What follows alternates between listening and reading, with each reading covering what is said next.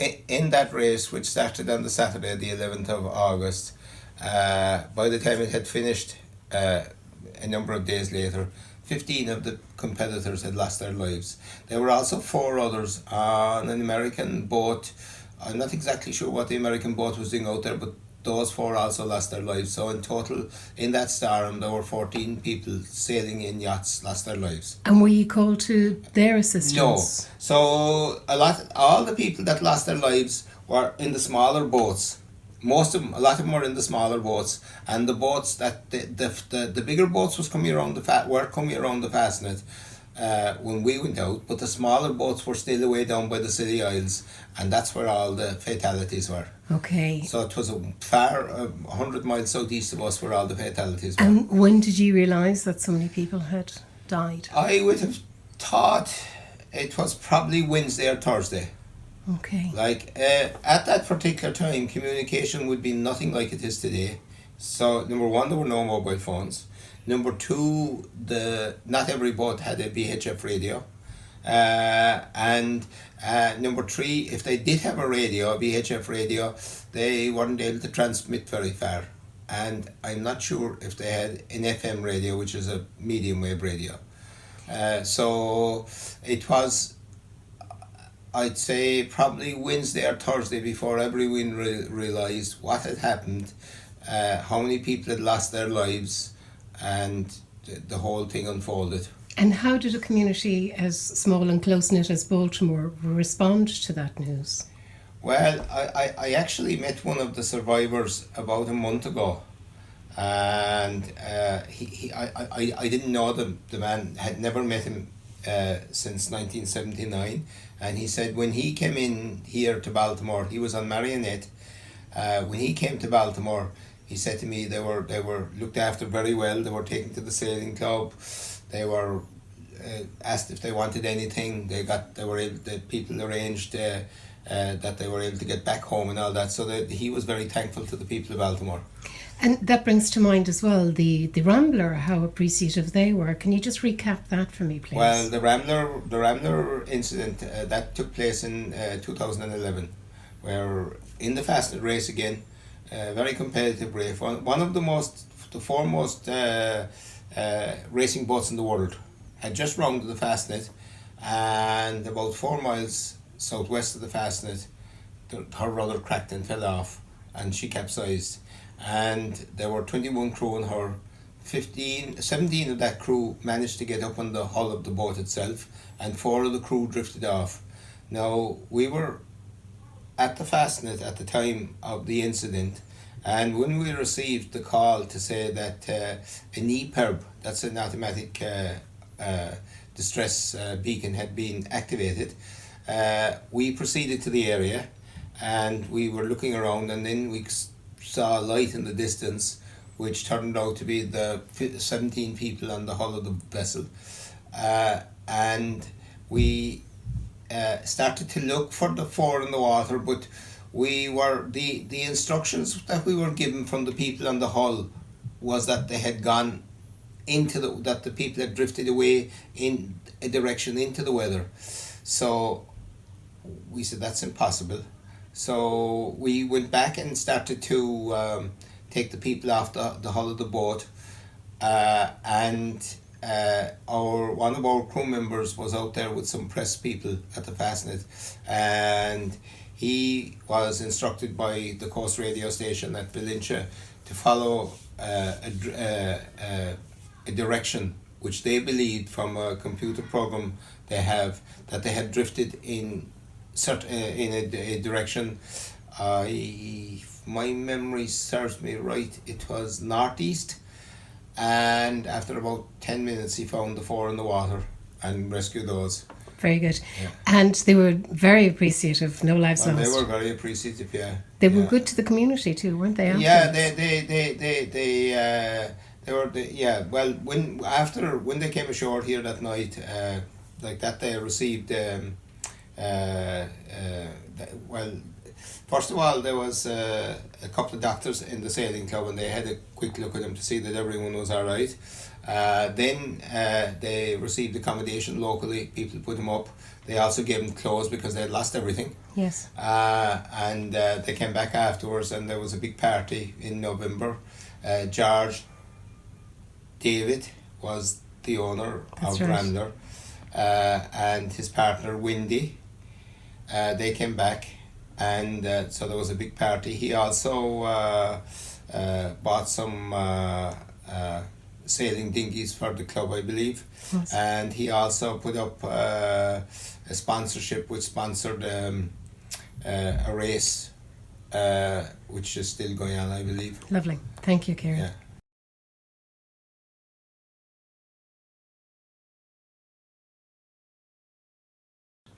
I have in my hand the record of the night that we were called out for the Fastnet Race disaster in 1979.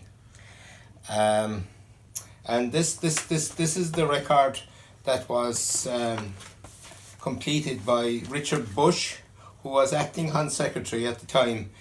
And I can give you the timeline and what happened on that particular night. So the night was the 13th of August 1979, and we were called out at approximately, according to this, we were called out at 22:05. That's 5 minutes past 10, and we launched 10 minutes later at 22:15.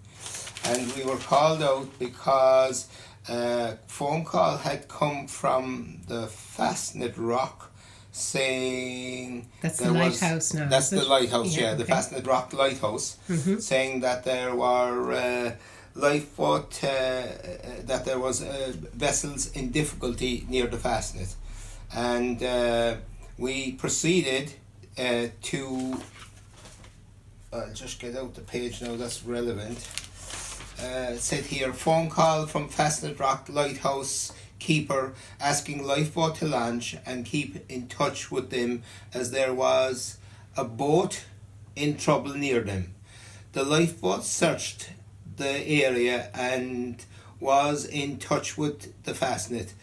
Found nothing. The boat must have gone to Skull. On her way back to the station, the lifeboat received a message or a call from Marine Rescue Shannon to say that there was a yacht in difficulty southeast of the Fastnet. The lifeboat had we proceeded to the area, and we found it very difficult, number one, to identify the boat that was in difficulty. Regardless was the name of the yacht. She had lost her rudder, and so the Navy ship Ellie Deirdre was on scene, and she actually was able to pick out the boat for us, and we then put a tow rope on Regardless and towed her back to Baltimore in very high seas. At the time, the wind was, according to this, I'll get you the wind as well now. The wind. So when we launched, it says the tide was high, the wind was direction 6 to 7, freshening from the south. By the time we got to the boat, the wind was force 9 southwest. The seas were very high and the visibility was poor. Does that translate as being frightening, Kieran? No, but it was difficult conditions. I wouldn't say frightening, but the conditions were difficult. So as we towed the vessel back to Baltimore, the tow rope parted 5 times, and reconnecting the tow rope was very, very difficult. And by the time we got back to Baltimore, it was around 8 o'clock in the morning, and we put the yacht Regardless on a mooring, and we arrived ashore. Now, Richard Bush has a comment here as well. It says, remarks, etc. by Honorary Secretary. This must have been the worst weather the Robert was called out on a service. The crew of Regardless were all praised for the coxswain crew of the lifeboat, and their seamanship and how they brought them to safety. So that's that part of it. Now we had 8 crew aboard. Christy Collins was the coxswain at the time. Mick O'Connell was the mechanic. We had a Paul O'Regan, Peter O'Regan, myself, Noel Cottrell, Pat Harrington and Dan Callan. And of those, there's your good self, and who else are alive today? Of those, there's myself. Of those, Paul O'Regan, Peter O'Regan and myself are the only 2 alive today. Well, I suppose 40 years, it would be natural. Quite a few of them would be. The crew at that time were older than the crew today, but strangely enough, there was only one person younger than me on the boat, and that was Pat Harrington, and he passed away a number of years ago. And how old were you on the night in question? I would have been 40 minus 64 is 24 years old. 24. And can you describe it in your own words? As I just said there, described, the conditions were very poor. The wind, as we towed the boat back to Baltimore, the wind went from southeast. When we were called out first, as it said here in the description, they went into the southwest, and freshened and became very, very strong. And by the time we got here back to the harbour, it was blowing in excess of force 9. Okay, and how long were you out? I know you said it there, but how many hours? That was the first. We would have launched at 15 minutes past 10. It's quarter past 10, and we arrived back here in Baltimore in the morning, or just before 8 o'clock. But then, so. We were then that was a yacht call regardless. Then afterwards we were only just back in Baltimore when we were I'll get to the next boat now. Yacht in distress, Marionette, 12 people on board, 5 miles south of Galley. That's approximately 50 miles from the station. The tide was here, the weather was very bad. The wind had now gone to the northwest. It was force 8 to 9. By the time we got to the boat a number of hours later, the wind had decreased to northwest force 6. So the weather was now calming. We took that boat on tow and we towed her back to Baltimore. And by the time we got back to Baltimore, it was at 9 o'clock. So we were almost 23. Well, it says 22:30. Yeah, it was. So in actual fact, by the time we had the boat rehoused and everything, it was more than 24 hours. Okay. Yeah. So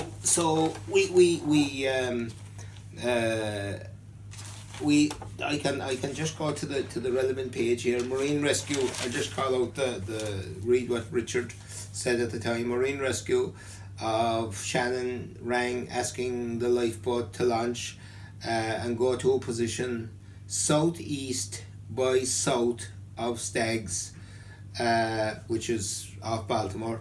A British yacht, Marionette, was rudderless. She had broken her rudder. That was the same problem that was with Regardless. Yes. She had also broken her rudder. When the lifeboat eventually found her, she was 5 miles south of the galley, or off the galley it says here, and we towed her back to Baltimore. And as I said, we didn't arrive back in Baltimore until 9 o'clock that night, and by the time we were finished up it was 10:30 according to the records here. So on that call, it just said that the coxswain crew were ashore,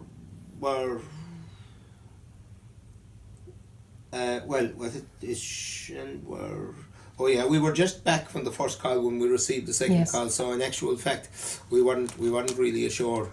So on that call, we had almost the same crew, but Paul O'Regan didn't go out the second time, and he was replaced by John O'Regan, who is still with us.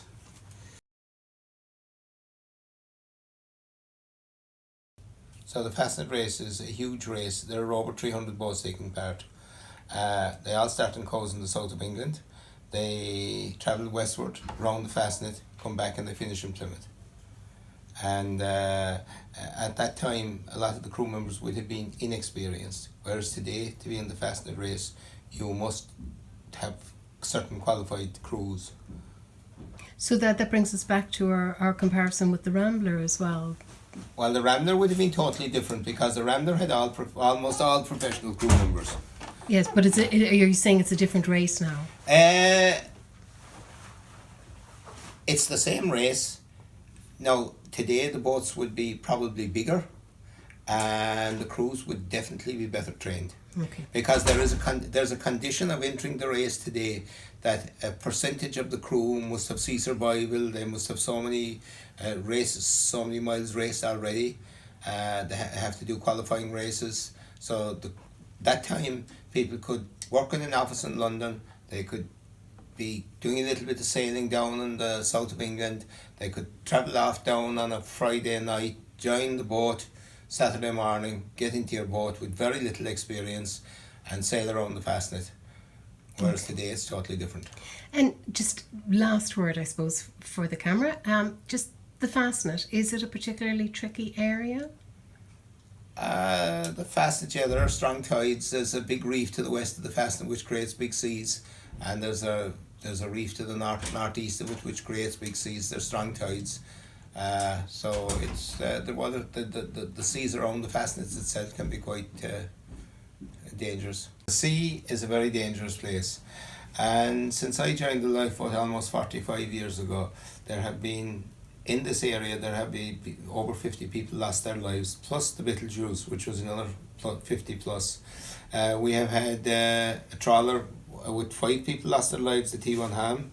We had a trawler in 2000. The St. Gervais, 4 people lost their lives. We had 3 people lost their lives at the Beacon, they were washed off the shore. We have had a 2 situation where 2 people lost their lives, and we have many ones. People going about their business, out fishing off the rocks, out on leisure boats. Something goes wrong, and the sea is very, very dangerous.